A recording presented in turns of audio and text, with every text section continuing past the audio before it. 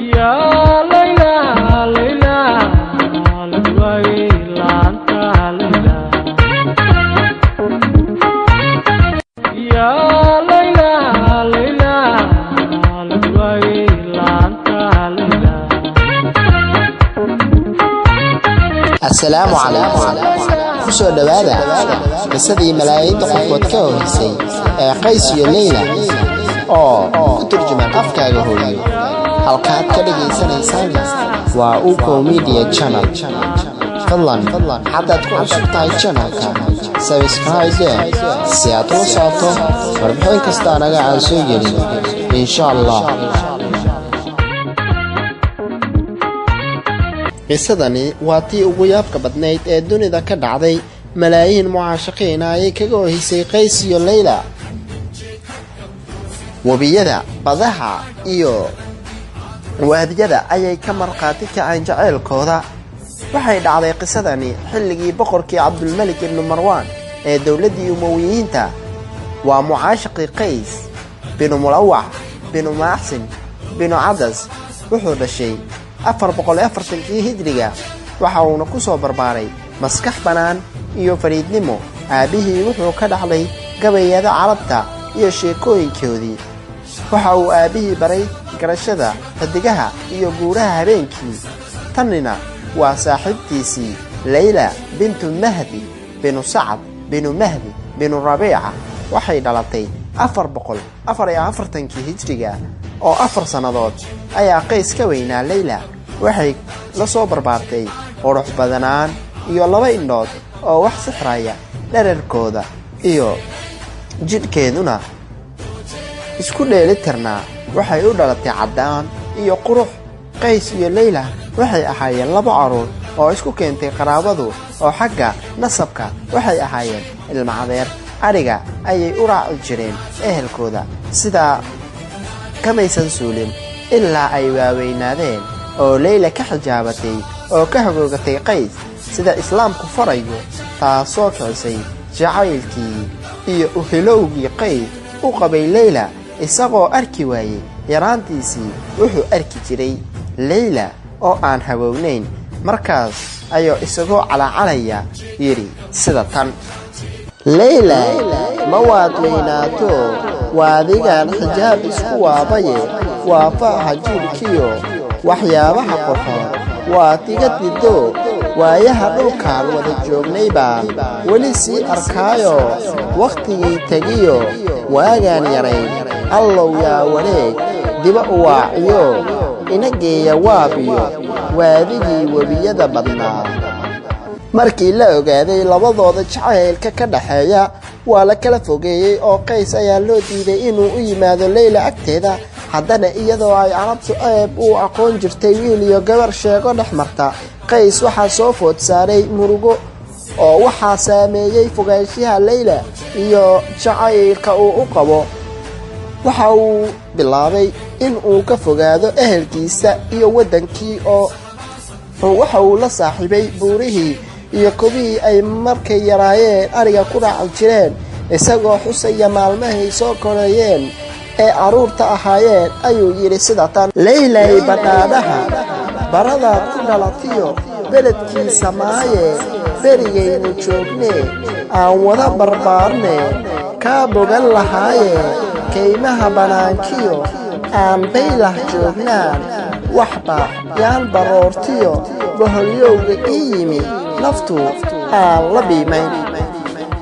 Qays waxa uu ku dhaartay inaanu daynaynin Layla oo uu u imaan doono. taasi ayaa sababtay in Layla iyo ehelkoodu ka guuraan dhulkii ay degnaayeen si aanu meelaha ugu soo gaadhin Qays.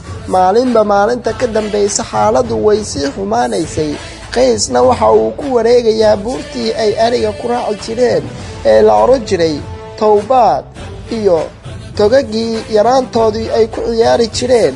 waxa aanu yidhi sida tan: arlo kaa fog baan ku asqoobayo, maalmuhu anay ooyayaan, hagag baan ordayaa ka cagjeexayaayo, oo intii kaga go'ay aradkaynu beri ku cayaayunaanan ku agmeerayaa. Layla waxa ay maqashay dhibaatada iyo werwerka haystay adeerkeed markaas ay u adkaysan weyday oo ay ka xumaatay aabaheedna waxa uu ka xanaaqay heesaha iyo gabayada Qays iyo Layla u soo tirinayo ee ku faafaya bulshada waxa uuna uga dhaartay oo ka xarimay in uu Layla arko tani waa Layla oo doonaysa inay Qays dhibaatada la qaybsato ayadana markeeda waxay tiri sida tan saxaraha dhaxjoogtiyo iyo Soomaaliyeedkiyo siigada dhacaysiyo seeraha fogaadiyo buuraha salkoodiyo sabarkiyo banaanada marma soo siyaartaa saxariirka caashaqu aynoo sinaado aan soo salaamay Qays iyo Layla waa laba ruux oo isjeclaada kuwii isugu jaceylka badnaa ee soo maray dunida labada qalbi hadday kulmi lahaayeen badaha iyo wabiyada iyo buuraha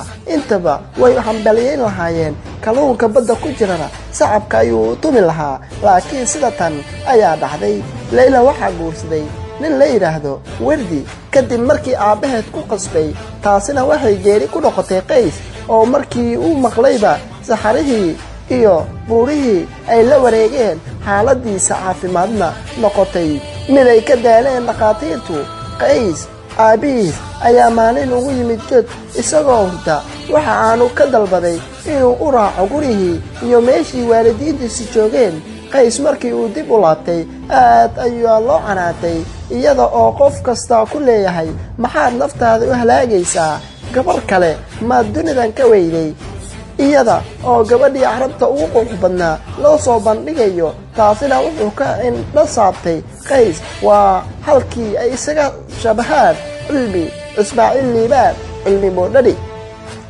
Qays waxa uu go'aansaday inuu dib ugu laabto dhulkii riyada Qays ma quusan weli waayo Layla dunidu way joogtaa dayaxana way la wada daawataa xidigahana way la tirisaa sidaas oo ay tahay Qays wax kasta waa uu ku lidi talo kasta oo ku daba ordaa waxay ka sii muuqataa xalfadhigeedu habeenka iyo maalinba way u kala dambeeyaan afarta jihana dabaylaha ayaa ugu yimaada waxa aanu yiri isagoo cabanaya Layla sida looga fogeeyay sida tan dadka oo idilba iga ka asturo ma adduun dhanba iga hiilinayo indhihii isixraan aragooda jeclaa ma arkeen Layla ifka bay joogaan ma ilaabi karaayeen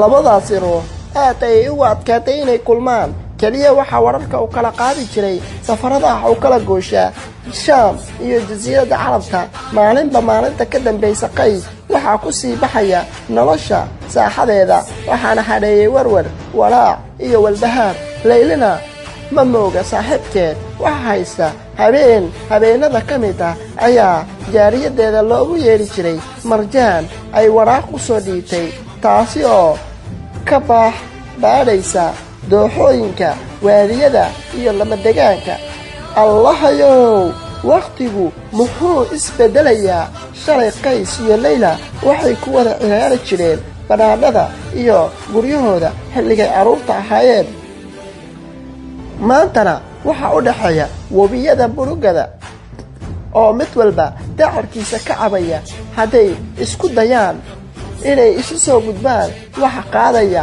mawjadaha bilaa naxariista ah Marjaan wali way daydayaysaa Qays ma helin Qays waxa uu joogaa buuraha dusheed oo waxa banaankii fidsanaa ugu muuqday humaag hiimsashada waxa uu sawiray Layla oo doonaysa hayeeshee bidhaantii way soo socotay ilaa ay u soo dhawaatay waa qof dumar ah aad ayuu ugu farxay saawaaba jaariyadii Marjaan markaasuu ku dhawaaqay oo ku yidhi aabay xagee martay xaalkeedu sidee ayuu ahaa Layla bal ka waran markaas ayay waraaqadii u dhiibtay oo ku tiri Layla waxay kaaga baqaysaa inaad ku dhibaatootid jaceylkeeda waxa kale oo ku yidhi warqadda sida tan la soco sheekadii xiisaha badnayd ee dhex martay Qays iyo Layla